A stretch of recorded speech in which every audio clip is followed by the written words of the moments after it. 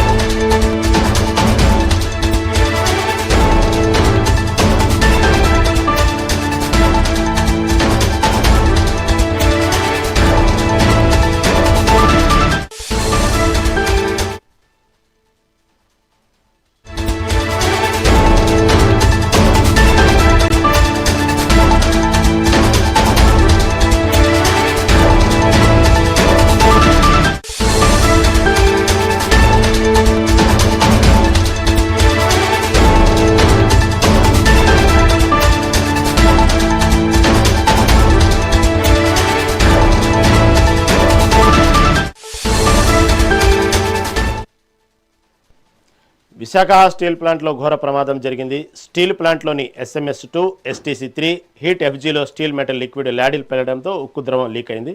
దీంతో మంటలు చెలరేగాయి. ఈ ప్రమాదంలో 9 మంది మృతి చెందగా పలువురు గాయపడ్డారు. దీని గురించి మరింత సమాచారం మా ఏపీ ఇన్పుట్ ఎడిటర్ నరేంద్ర అందిస్తారు. నరేంద్ర, చెప్పండి, ఏదైతే విశాఖ స్టీల్ ప్లాంట్లో జరిగినటువంటి ఈ అగ్ని ప్రమాదంలో ఇప్పటికీ 9 మంది మరణించినట్లు తెలుస్తూ ఉంది. ప్రస్తుతం అక్కడ ఉన్నటువంటి తాజా పరిస్థితులు ఏంటి? విశాఖ స్టీల్ ప్లాంట్ లో దానికి సంబంధించినటువంటి స్టీల్ లిక్విడ్ కి సంబంధించినటువంటి బకెట్లు ఒకసారిగా కుప్పకూలటంతో అక్కడ పెద్ద ఎత్తున ఇబ్బందికర పరిస్థితులు ఎదురయ్యాయి. కొంతమంది సజీవ దహనం అయ్యారు. ఇప్పటి వరకు అధికారులకు అందుతున్నటువంటి సమాచారం మేరకు 9 మంది వరకు సజీవంగా దహనమైనట్లు పూర్తిగా అధికారులు అయితే క్లారిటీకి వచ్చారు. మరి కొంతమంది గాయపడ్డారు. అందులో కొంతమంది పరిస్థితి కూడా విషమంగా ఉంది. వెంటనే అక్కడ ఉన్నటువంటి తోటి కార్మికులు వాళ్ళందరినీ కూడా బయటకు తీసుకువచ్చి వాళ్ళని దగ్గరలోని ఆసుపత్రికి తరలించారు. ఫైర్ సిబ్బంది కూడా వెంటనే సంఘటన స్థలానికి చేరుకొని అక్కడ ప్రమాదంలో గాయపడ్డ వాళ్ళు ఎవరైతే ఉన్నారో వాళ్ళందరినీ కూడా కాపాడేటువంటి ప్రయత్నం చేశారు. ఒక్కసారిగా రెగ్యులర్ గా జరిగేటువంటి వర్కే ఆ స్టీల్ లిక్విడ్ ఉన్నటువంటి బకెట్లు ఏదైతే వెళ్తున్నాయో ఆ బకెట్లన్నీ కూడా పైనుంచి కుప్పకూలటంతో ఆ పరిసర ప్రాంతాల్లో పనిచేస్తున్న వాళ్ళ మీద ఆ స్టీల్ ద్రవం పడింది. దానివల్ల పెద్ద ఎత్తున అది విపరీతమైనటువంటి హీట్ లో ఉన్నటువంటి లిక్విడ్ కావడంతో అది పడిన వెంటనే చుట్టుపక్కల ప్రాంతాలన్నీ కూడా మంటలు అంటుకున్నాయి. అదేవిధంగా దట్టమైనటువంటి పొగలు కమ్ముకోవటం వల్ల అక్కడ ఏం జరుగుతుందో కూడా అక్కడ ఉన్నటువంటి కార్మికులకు అర్థం కానటువంటి పరిస్థితి. ఆ పొగల వల్ల ఊపిరాడక చాలా మంది ఇబ్బంది పడ్డారు. ఆ స్టీల్ ద్రవం పట్టడం వల్ల అక్కడ ఉన్నటువంటి కార్మికులు ఎవరైతే ఉన్నారో వాళ్ళు సజీవంగా అక్కడ కాలిపోయినటువంటి పరిస్థితి మనం ఆ విజువల్ చూస్తే అర్థమవుతుంది. వెంటనే అక్కడ ఉన్నటువంటి పక్కన వేరు వేరు విభాగాల్లో పనిచేస్తున్నటువంటి కార్మికులంతా కూడా అక్కడికి చేరుకొని వాళ్ళని బయటికి తీసుకొచ్చేటువంటి ప్రయత్నాలు చేశారు. కానీ మంటలు ఎంతసేపటికి అదుపులోకి రాకపోవడంతో ఫైర్ సిబ్బంది కూడా అప్రమత్తమై వాటన్నింటిని అదుపులోకి తెచ్చేటువంటి ప్రయత్నాలు చేశారు. అప్పటికే జరగాల్సినటువంటి నష్టం అంతా కూడా జరిగిపోయింది. దానివల్ల కార్మికులు దగ్గర దగ్గర 9 మంది సజీవంగా కాలిపోయారు. వాళ్ళ బాడీస్ ను చూస్తే మనకు అర్థమవుతుంది అక్కడ ప్రమాదం తీవ్రత ఏ విధంగా ఉందో. మొత్తం అక్కడ భయానక వాతావరణం నెలకొని ఉంది. అందులో గాయపడిన వాళ్ళని దగ్గరలోని ఆసుపత్రికి తరలిస్తే అందులో కొంతమంది పరిస్థితి విషమంగా ఉంది. మొత్తంగా ఆ ప్రమాదం జరిగినటువంటి సమయంలో ఆ షిఫ్ట్ లో ఆ విభాగంలో ఎంతమంది పనిచేస్తున్నారు, వాళ్ళకి సంబంధించినటువంటి వివరాలను కూడా అధికారులు సేకరిస్తున్నారు. మిస్ అయినటువంటి వాళ్ళ వివరాలు కూడా తెలుసుకునేటువంటి ప్రయత్నం చేస్తున్నారు. మొత్తంగా ఆ ప్రమాదం గల కారణాలు ఏంటి, ఇది సాంకేతిక లోపమా లేకుంటే నిర్వహణ లోపమా అనే దాని మీద కూడా ఇప్పుడు అధికారులు ఫోకస్ పెట్టారు.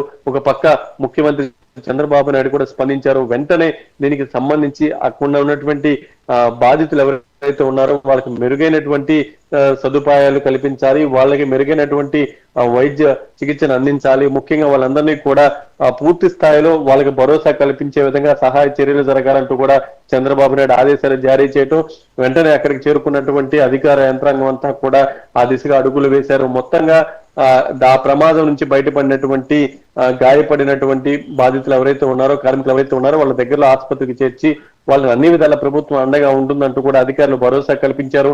మొత్తంగా కార్మికులు కూడా దీనికి సంబంధించి ఒక్కసారిగా ఈ భయానక వాతావరణం చూసి విస్తుపోయారని చెప్పుకోవచ్చు. ఎందుకంటే రోజు చేసేటువంటి పనే, రోజు వాళ్ళు ఉండేటువంటి ప్రాంతంలోనే ఇంత పెద్ద ఎత్తున ప్రమాదం జరగటం, దాంట్లో ఆ స్టీల్ ద్రవం ఏదైతే ఉందో అదంతా కూడా ఒక్కసారిగా పైన పట్టడంతో తోటి కార్మికులు అప్పటిదాకా వాళ్ళతో సరదాగా గడిపినటువంటి కార్మికులు, అప్పటిదాకా అక్కడ పనిచేస్తూ ఉన్నటువంటి కార్మికులు ఒక్కసారిగా వాళ్ళు ఆ మాంసపు ముద్దలా మారిపోయినటువంటి తీరు చూస్తే, వాళ్ళకి సంబంధించినటువంటి ఆ బాడీస్ కి సంబంధించినటువంటి విజువల్స్ చూస్తే అది వాళ్ళు జీర్ణించుకోలేనటువంటి పరిస్థితి అని చెప్పుకోవచ్చు. మొత్తంగా ఈ ప్రమాదం ఏ స్థాయిలో జరిగిందో అక్కడ ఉన్నటువంటి వాళ్ళ బాడీలను చూస్తే అర్థమవుతుంది.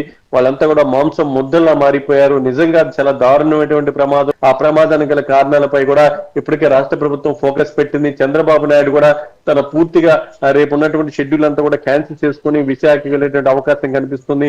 ఓ పక్క జనసేన అధినేత పవన్ కళ్యాణ్ కానీ, అదేవిధంగా బీజేపీ రాష్ట్ర అధ్యక్షులు కానీ వీళ్ళంతా కూడా రేపు విశాఖలో పర్యటించేటువంటి అవకాశం కనిపిస్తుంది.